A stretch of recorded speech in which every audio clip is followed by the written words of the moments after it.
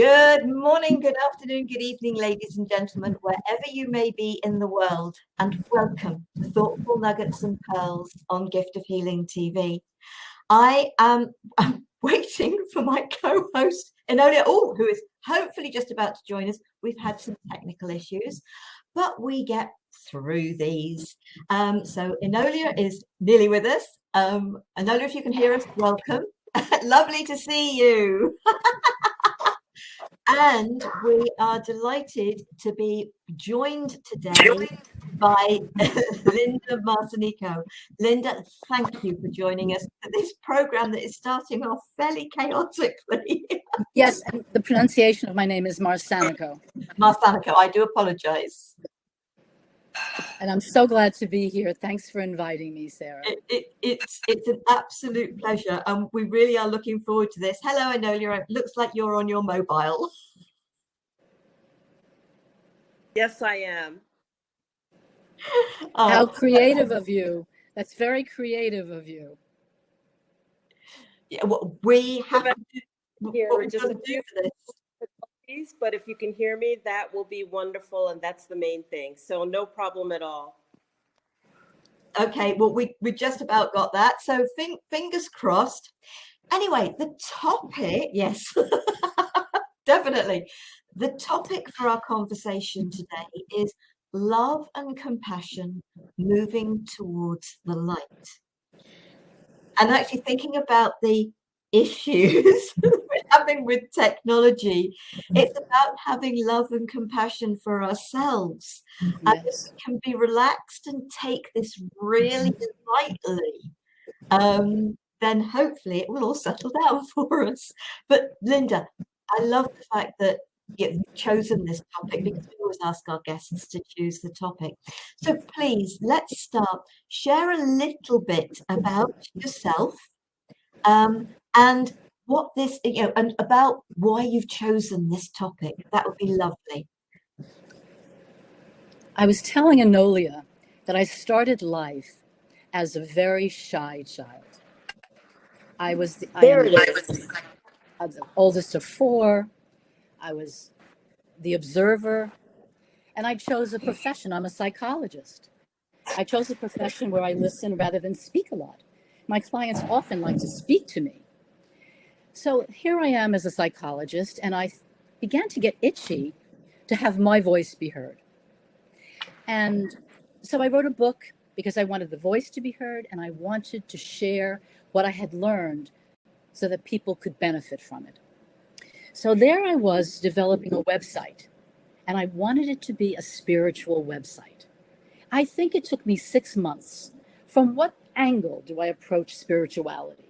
I wrestled with it. I wrote paragraphs, and I finally came to love and compassion. Because when we are loving and compassionate, we are spiritual. And that touches my heart deeply. Oh, absolutely. Enolia, your comments, your thoughts. I think that's so beautiful, because what happens is that when we enter into that spiritual path and we are just bombarded with like an awakening of everything, all of our senses, the see, the touch, the taste, the smell, just the whole engagement of it. How do you approach it? How do you share? And so I find that really, really compelling. For me, it came quite a different way, because for me, I really started truly understanding spirituality when I embraced indigenous teachings. And as I'm embracing the indigenous teachings and a new way of looking and a new way of life, came the spirituality, came the awakening of how I actually saw life, how I saw the beauty around me. And yes, so it's very, very personal. Yes. And it's very, very individual. But it's beautiful when it takes place. I have a question, Enolia. Yes. When you went into the indigenous teaching and found your spirituality, did it have something to do with our being all connected and connected with nature and connected with Creator? Absolutely, absolutely. And what awakening it was. I went into the indigenous teachings very, very arrogantly. Okay. I went in with a very corporate looking like, take what I need, assume the position and the role, if I want it, go after what you need, and their way and the indigenous way was totally opposite. You ask permission for everything. You take in the beauty around you, slow down, take a breath. There is no competition. You circle. Everything that I've been taught didn't work.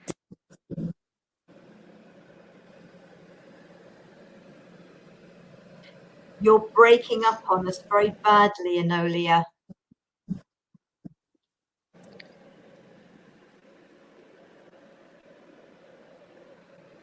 We can't hear you at all, precious one.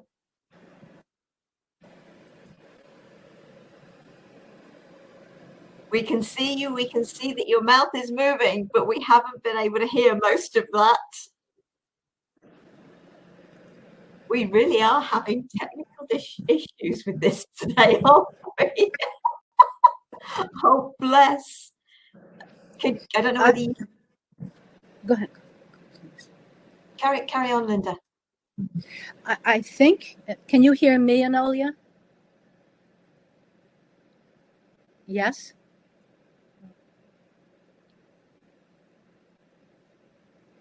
Because I was thinking when she said that everything she knew didn't work anymore. It's like that crisis of who am I?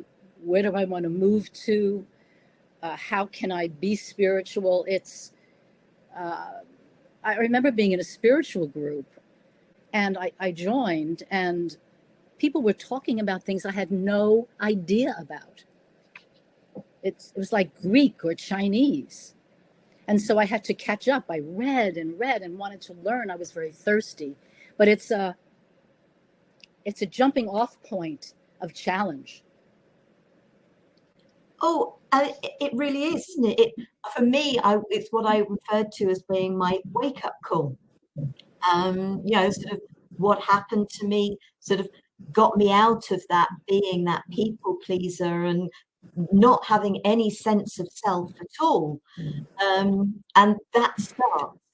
And having been raised, hopefully we've now got it back, having been raised as a Catholic, and so many people that I've spoken to have been raised as Catholics. But then it's realizing what did it for me? It's reading Conversations with God, Neil Donald Walsh, because it was just like, it was almost as if I felt I was being given permission to listen to that gut instinct. Some of the things that I've read, and I knew the answer deep inside me. And as I read it, it resonated so much. And so it's about all of us coming to it in our own time, in our own individual way. And that's what's important. Enolia, can we hear you now? I can hear you clearly. I don't know that you can see me, but I can hear you and I can see you. We can see you and we just heard you. Okay. So would you like to continue with what you were saying, because we didn't catch most of it? Okay, so what I was saying is that the indigenous community embraced me no matter how abrasive and what context I came in. And they met me where I was at, and they showed me compassionate leadership, and they showed me compassion in showing me a different way. And I embraced it so fully. And I was so thrilled to be showed a new way, a different way. And that way was that all things have energy and all things have a reality. So what happens is that you don't just take things because you feel entitled. You ask permission for everything. And how you look at the beauty in the world and how we treat everything with compassion. And this resonated with me so fully, so fully, that it needed to be my way of life. And so thus embracing that indigenous way as my way of life. And so I can't ever see myself living a different way. Yeah. And Linda, so yes, you were trying to sort of write this website, create this website, but was there a specific thing that occurred, or book or whatever, that helped you to feel that was the change was so right for you? I think it was a process for me over years. I had been part of a spiritual group where I didn't know what people were talking about. And I learned from the leader of the group to take in wisdom from so many different disciplines. We let the dogma go and we took in, and what I developed was I would take something in if it resonated in my heart. I was raised a Catholic too, and there's a lot of things you're supposed to believe in. So I had to, it was a very painful process to let go of conflicts and anger and grief, and it's been quite a process of getting in touch with my real self. Because, you know, we children learn from parents and bureaucracies what we should be doing. And in order to tease that out, there's that process. I don't have a sense, Enolia, whether when you went into the indigenous population and they embraced you and you were different, whether there was any angst for you.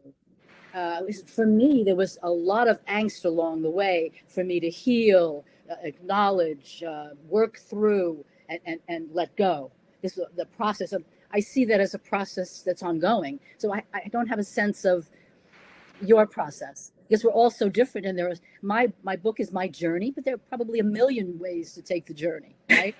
So I'm curious, Enolia. Absolutely. My book is about my journey too. And actually it did. So not unlike yourselves. Okay. I mean, I went to a Lutheran private school. I was raised Baptist. I got married Catholic. And then in my Lutheran private school, we had to learn about all religions. I had to go to church on Thursdays. I had to go to church on Sundays. And then, you know, as our children grew up, we actually had them go through the Catholic and the Baptist way of looking at things, because my husband at the time was Catholic and I was Protestant. So there you go. We have the whole eclectic piece, right? And the beauty about the indigenous way is that they didn't care about any of that. They didn't care about any of that. And yes, I went through angst, but it was everything that I took myself through. It wasn't that they forced anything on me. It was just that I would do something, and here I was wanting to learn their way. And then what I would do was just so predicated on entitlement that I caught myself every single time. And so it was about me really beating myself up, going, I did it again. You know, I keep making these mistakes. I keep, you know, engaging and wanting to be around people, but then insulting them at the same time because of the way that I am, or the way that I approach things, or the way that I just assumed that I had the right to do it. And so it was me being mirrored right back to me. And yes, I had major angst. There were times I was in tears. I was like, oh my God, I insulted the very woman I want to learn from because of what my behavior and activities and my assuming of leadership was. And she just looked at me like, well, why are you going through additional drama? Let's just get on with it. I mean, so in a corporate culture, you would be not only reprimanded, but they would throw it back in your face a few different times of how you made a mistake, what mistake you made, yep. And look at the mistakes that you made. Why should I consider you again? And in this beautiful indigenous culture, they're like, why are you taking yourself through additional angst? But we're already past that. Let's move on. You heard, you learned, you were told once, that's it. You know, and told in a kind and gentle way. So why are you taking yourself through all this additional drama? And boy, was that a reawakening. And I actually have my book, Enolia, How I Found My Sovereign Voice from My Grandmother Elder. And I talk about these. I talk about these faux pas of where I made all the mistakes. I hope everybody heard all of that. I could hear it. I did. It was. I did. There was definitely a lot of static in amongst all of that. Thank you, Enolia, for sort of sharing. And that's just it. That's about the love and compassion. And but I don't know about you, but the love and compassion has to start with yourself. And being, yes. And gratitude is another really big one to bring in there. But obviously, this is about the love and compassion. And it is being loving of yourself, compassionate and understanding of yourself, because you've had a way that you've been taught, that you thought was what life was meant to be about. And then suddenly something happens, whatever that might be for each individual, and it opens your mind, your heart. And I think it's more about the heart speaking. For me, it was very definitely the being aware of that feeling right inside me that said, this is, I think we have to take the word true away and say, this is what is right for you. This is what feels right for you. Because what is right for me isn't going to be right for everybody in this world. So it is about that feeling of rightness for each individual, whatever that may be. So, yeah, Linda. So you were talking about beating yourself up, and the mark of compassion as we learn it is that really there are no mistakes in the universe. There are moments when we choose irritation over love, we choose fear over love. And so if we become angry, we can brush ourselves off, pick ourselves up, and we have lots of opportunities to practice again. I remember in Neil Donald Walsh's book, I've read almost all of them. He said, God, I don't want to deal with this particular issue. So God said, Neil, no worries, take 10,000 lifetimes to deal with it. And Neil said, oh, no, I want to deal with it now. Because eventually we're all going to get there. And so when we meet each other, we're there for a partnering, a learning, so that if I take responsibility for myself and somebody says something that I don't like, I can look at myself in the proverbial mirror and ask, well, what does this say about me? What can I learn about me? What do I want to do about this that's compassionate? Or what do I have to heal in order to bring compassion to the forefront? And we get, as I said, we're partnered. Universe is going to send us lots of opportunities, not to punish us, but so that we get it right. We want to get it. We want to learn what we need to do to become loving and compassionate, because our true nature is love. Of course, in spiritual terms, love is all there is, but we live in third dimension. We have an ego, and the ego has the negative emotions subsumed under fear. And these negative emotions need to be dealt with because they get in the way of our hearing the subtle voice of Creator. They get in the way of being in the moment. So we can heal that. There are ways to do that through journaling, through using Elizabeth Kubler-Ross's wonderful stages of grief, speaking to uplifting friends, seeing a counselor. We can do that so that we get into the present moment. And when we do that, we're healing ourselves, and our light becomes lighter and brighter. And a good life, when I say good, a compassionate life is an inspiration to others. Enolia, I don't know how much of that you heard, but please join in. I heard a great deal of it. And I actually want to ask Linda a couple of questions too, because when I think about love, right? Love to me is so multidimensional. How we love, when we connect at a place of love, you know, whether we're connecting out of a place of love on the human level or etheric level. And when I say that, because, you know, like even taking a relationship, how you engage with that person in the relationship, wisdom to wisdom, heart to heart, understanding to understanding, you know, compassion to compassion. But then there's those levels that we don't see, the sacred space of our heart that we don't see.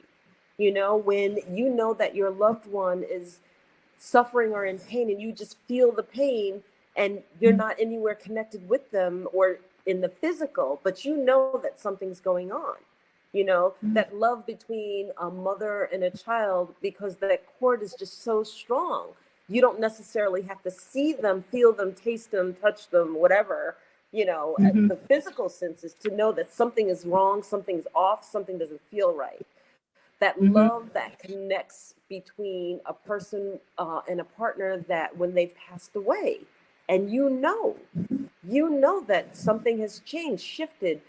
Love has so much depth, so much depth. And I guess I would pose back to you, where and how was your discovery of love at its deepest level? When did I discover it? Yeah.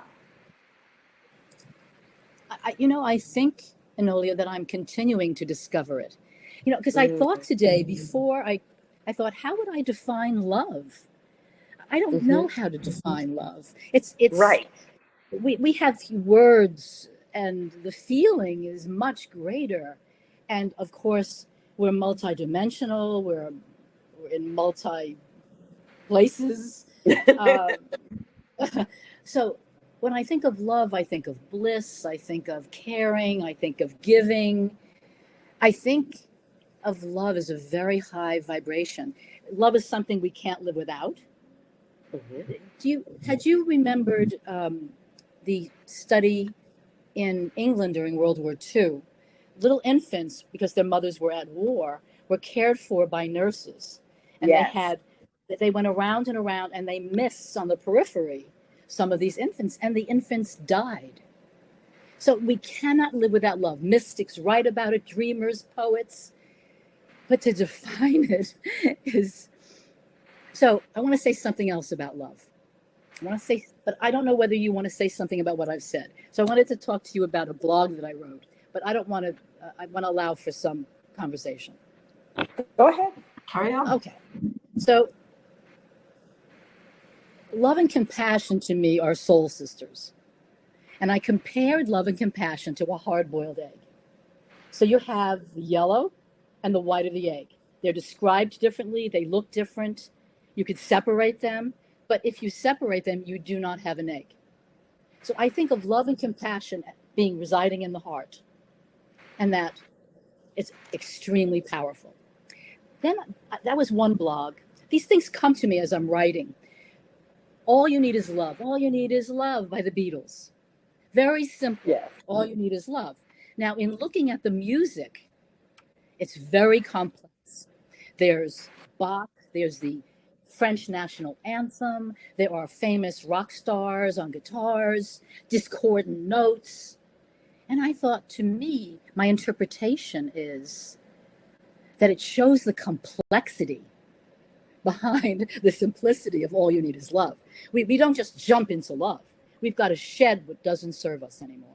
We've got to acknowledge what is having integrity for us. We need to do a lot of work, is what I want to say. So it sounds simple, but it's, as the music in that song, in my interpretation, just demonstrates the complexity to get to that point. And love is very complex, isn't it? Because you've got, a lot of people think about, if you're being loving, you're being giving. But it's also about giving other people space it is not about constantly being there doing for others. Because the kindest thing we can do at times is to say no, and to actually, from a place of love, remove ourselves almost to a certain degree to allow them their growth. So love isn't all about the doing and the being there. It's being there in a different way. It's about supportive, but not physically taking control of somebody else's life or letting somebody else control yours. And so love is, yes, multidimensional. It's got its own life. It's true love is doing the tough stuff well, and that is compassion. It's compassion for self. For me, I think if you can truly love yourself, have compassion for yourself, trust yourself, believe in yourself, you can really support others to do the same. It's not about, oh, you don't love me because you won't do this for me. Because actually, maybe the love you're giving at that point in time is the greatest possible love you can give. And so for me, it's important that how do you describe love? How do you explain love? How do you say what somebody's doing is loving or not? You know what? It depends on whether you're on the receiving end of something that doesn't feel like love. But you actually are being very much loved. And that comes with the end of relationships, the leaving of jobs to a certain degree, when it's about being true to yourself and realizing and understanding that the truth of self is actually totally honoring others. So, Enolia, thoughts, and we'll come back to Linda in a sec. I do thought about what you said, and I characterize. Enolia, I'm not sure what's what happening. You were saying. I'm sorry to interrupt you, but there was a horrible noise, and you are breaking up really badly. Okay, can you hear me? No, I'm talking very, very. No, there's some real static type sound coming in, isn't? I don't think that's what you're hearing, Linda. I didn't hear. I heard maybe a word and then a grumbling. Yes. Okay. I'll sign back off and come back in. Okay. I'll go to Linda. I'll go to Linda. Linda, and then we can come back to Enolia. Okay. I'm a proponent. I've written a number of tips to have on the spiritual path, and assertion, sense of humor, are some of them, because really the relationship of love has to start within. Creator is within, and we can't give out what we don't have. So developing love and compassion, setting boundaries. Do you know the name Pema Chodron, the American Tibetan Buddhist nun? She, I think it was she wrote in a book that a very wonderful Buddhist priest allowed people to come into his house. And what they started to do was be rowdy in his house. They started smoking cigarettes and dashing them out on the floor. And in order to show self-love, he had to ask them to leave. So we need to understand what we need. I developed a questionnaire for myself and my clients. I have a decision to make. Do I wish to? Do I want to? Can I emotionally and financially afford to? And when I hold this decision in my heart, does it have integrity for me? And is it consistent with the person I wish to become? And that covers a lot of bases, because you get to know how you feel about something. by asking those questions. And a lot of women like to take care of people that were socialized that way. So in order to make appropriate decisions, we need to check in with the primary relationship. And I find that a lot of times with assertion, people are not so happy with it. You know, we ask for what we need, we say no to something, but it's important that we are pleased, that we can say this feels like a loving thing to do, setting a boundary, saying no. And boundaries really are important for all of us. And what is it they say? We teach people how to treat us by what we accept and we don't accept. And that is about loving ourselves, but also having a great amount of love for the others as well. Enolia, let's see if we can hear you.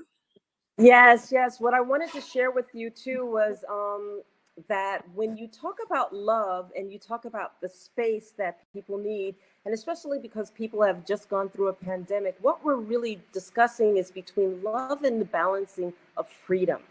Okay. And I love this topic because I had just finished reading an article that was written by Dr.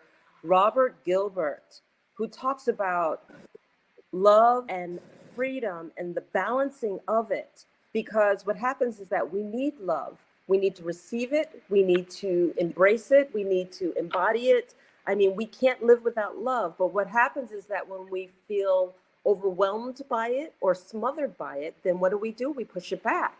We push it back and we want freedom.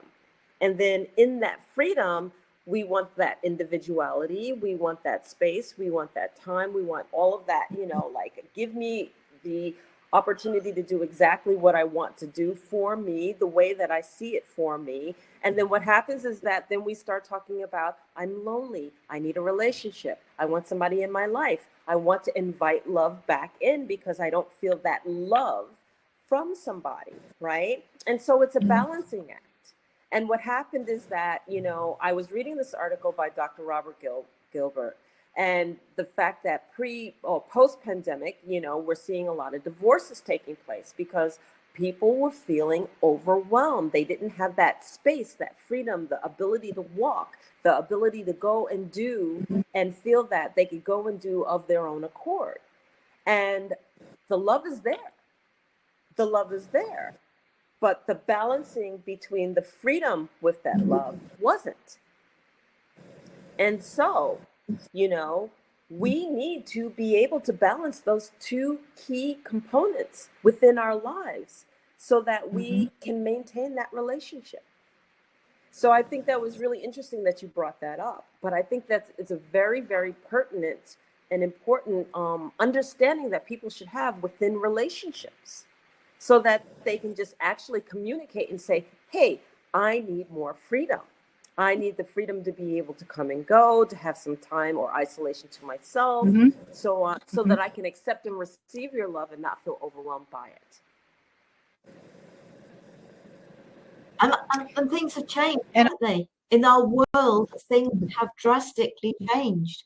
You know, I think sort of the era that we were sort of born in, you know, it was the wife would go out to work. Their place was at home, you know, sort of looking after the family, having the food ready to go on the table when the husband got home. And the women didn't have that freedom. And maybe to a certain degree, neither did the men. They had to go out to work to earn the money to put the food on the table. It was a very restrictive life for male and female. And it's about that cooperation.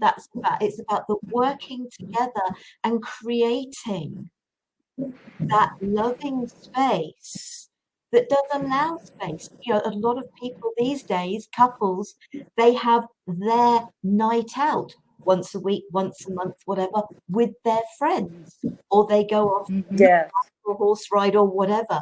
They have their me time, and the husbands get to do the same. which is really, but they also have the family time, which is essential for the children. Linda. I'm thinking it takes a lot of creativity and stepping back. I know one person whose relationship improved. They had their fights, they had their moments, but they got closer. Now, they didn't have the complexity of children, but they maneuvered through this. But I would imagine, as you said, Enolia, there would be a lot of divorces. It was, when I think of the pandemic, one of the most challenging times that we went through together and alone. I remember looking out across the street and somebody wrote in crayons, "And what day is it?" Yeah. I remember going to a pharmacy. It was an exotic place with things from France and other places. And it was like an outing once a week that I would go. It was so lonely because I live by myself. I did a lot of FaceTime and a lot of phone calling, a lot of client work, but it was challenging. And of course, we're getting back. And I look at this and I don't know whether this is true, but I romantically call this the post-COVID era. There are less restrictions. I've been on the train. I've been all over with masks. When I go on the train, I wear a double mask. But I've been to a concert. Things are slowly opening up. But I do know some people who are very fearful. And they don't go out. They wear masks and gloves. And we have to appreciate their sentiments. Because it runs, a real continuum. Yeah. Enolia. Yeah. There were a lot of people who that self-isolation it's really, really sad. And as an individual, as a person who may not have family all around them, it was really, really hard. And my hat's off to you, because we need engagement. We need human touch. And just because those infants were the infants that the tests were done doesn't mean that as adults we're not feeling the exact same thing. Okay? As adults, we need not only engagement, we need human touch. We need human touch. We need human embracing and touch and the feeling of love, as much as the engagement and the conversation of it that brings about that feeling of love. All of those things that we talk about for babies, we need as adults. There's no question about it. None whatsoever. You go to orphanages, and the orphans that were held, engaged, and worked with the staff end up being productive, and those who don't have that engagement end up having serious problems. Disassociations and everything else. We need love. We need love. There's no question about it. And it's the physical contact, the hug, the cuddle, the just having somebody there. Because I wasn't on my own, but we were exceptionally lucky that we live at the time we live, because you talked about FaceTime and other technologies like this one that enabled people to still connect. But it wasn't the same as being able, many people, it was, when can I go and hug my grandchildren, my parents, my siblings? When can I go and have that hug? Because it was that physical contact that people missed more than anything. Yeah. And I heard sort of, you kept hearing sort of older people, whether they were on their own at home or whether they were in a nursing home, and their reaction was, do you know what? I'd rather take the risk, because at risk, I would just like to see my family and be able to give them a hug. And as much as I know families didn't want to lose their older generation or anybody else come to that, but some of those older folks' reaction was, it's just not worth being alive with it being the way it is. And I hear you. and they really felt they lost out and missed out. And I get that. I really do. Yes. So, I don't know if a lot of people talk about the need for love. I guess people do, but I don't, in everyday dealings, I don't really hear people talking about it. I might talk about it with my clients. We're talking about it now. It's an important, an essential aspect of who we are, because I think we are love. So we need to maintain that level, that sensibility. And Linda, I love the way that you talk about love and compassion, because if we're going to talk about the pandemic and we're going to talk about love, then we're going to also have to talk about fear. And what happens is that, as you talked about love and compassion being like the egg yolk and the white connected together, one doesn't work without the other. A lot of people have replaced that white part of that egg with fear and love. I love you, but I fear that you might have this. I love you, but, and I love you, but, you know, I can't have you come over. I can't have you touch me. I can't have you hug me. I can't have you this. I love you, but I don't want my grandchildren here because you decided this or you decided that, blah, blah, blah, blah, blah. And what I think needs to be really, really clear here is that we need to start putting the compassion back in the place of that fear. We need to start letting go of that fear. That this fear is the first time I've ever seen fear come between the family unit, the family relationships, the closeness of the humanality that we are as people. we've got those strange sounds again, Enolia. Okay. I think you get the gist of what I'm saying. But yeah. Did you want to comment, Alinda? I want to say something about fear. Spiritually, it's love versus fear. Psychologists write all the different feelings that we have. They write books about it. But basically, it's love and fear. And the pandemic has raised people's fears. You have a microbe, and it could be anywhere. And so if we don't deal with fear, it grows. If we don't work to bring some light onto the topic, it grows. And if you keep going to the end, you would get to somebody who doesn't leave the house at all, which we had during the pandemic, forced staying in the house. So, I mean, some of my clients were afraid to go back to their office to work because it brought out fears. Can I do it? So I'm a proponent of dealing with fear, of choosing love over fear. If I'm afraid, then I know, here's the work. Here's the work for me. Now, I don't mean don't be cautious. We need to have caution. But if it's crippling fear, then I need to look at that. Yeah, for me, I suppose, I've done this for years. I've actually been on what I call a bad news diet. I don't listen to the news. I don't read newspapers. I get to know what is going on without doing all of that. And therefore, I am not getting 24/7 the bombardment that I know is going on throughout the pandemic. And it's still to a certain degree happening today and happens with the news all of the time. And so if you're going to spend your time listening to the news, tied to the news, as some people were, you're tied to what's creating the fear.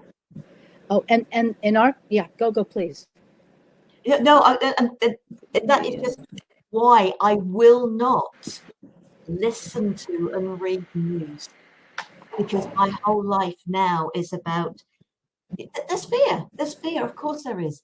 But you know what? If I don't have it coming at me, bombarding me the whole time, I can actually live from that place of love, compassion, understanding, but of being relaxed. When we are relaxed, when we feel comfortable with ourselves, and when we're bombarded by all this fear, we can't relax. And I was going to say, I remember living in England. I was living in London for a number of years, and the BBC was pretty decent about what came in. In the United States, the news, I don't watch the news like that. I'll put a certain station on. I wanted to hear about the Ukraine or this or that, but I'm not someone who, because it thrives on fear. It makes people want to listen through telling them all the negative stuff. And that's how they get the ratings. The more negativity, people are saying, oh, this one got this and this happened to this one. And so it's a very good idea to limit. A very good idea. It's a self-protection, a loving thing. Yeah. Absolutely. Let's see if we've got Anolia. Let's see if she can participate. Hi, Anolia. Hello. Do you want to say something? Okay, I'm here. Oh, my goodness. So when you talked about fear, it's really palpable. And one of the things that I would just share with our audience is that if you've been one of those people that's been alone and that's been in fear and that's gone through these iterations, it's time. Now is the time to start reaching out and re-engaging into the world. It is time to re-engage and invite the loving relationships that you have around you. Cultivate some loving relationships. Cultivate relationships, period. Do not self-isolate. Do not allow yourself to not have that love and compassion re-invited back into your life. It is absolutely essential for a human being to engage and to acknowledge it. And acknowledge facing in the mirror and saying, now is the time. And so to go on like that, self-isolating and not engaging in loving relationships or loving situations or loving scenarios is to literally be the obstacle in your own way. And so it's time to remove all obstacles and it's time to re-engage. And I think that your love and your compassion message send such a strong statement out. And to engage a professional like yourself or engage other people, whatever you need to do to re-invite yourself into life and into love and into compassion. And then to shift your life away from that loneliness and away from that fear. Because if you don't take the step forward, then what you're basically saying is that you want to stay stuck in a story that doesn't serve you. And we so need to get out of all of the stories right now, right here, right now. It's time to leave the stories and the drama behind. Yeah. Yes. Yeah. Step into the truth of who you really are. Yes. And have that faith, belief, and trust in yourself. For each and every person, you are an amazing being. Let yourself be that being. Linda, I think because of the issues we're having, mind you, having said that, sort of we've done very well. We've been going about 50 minutes. But I think, is there anything that you would like to share before we close out of the program?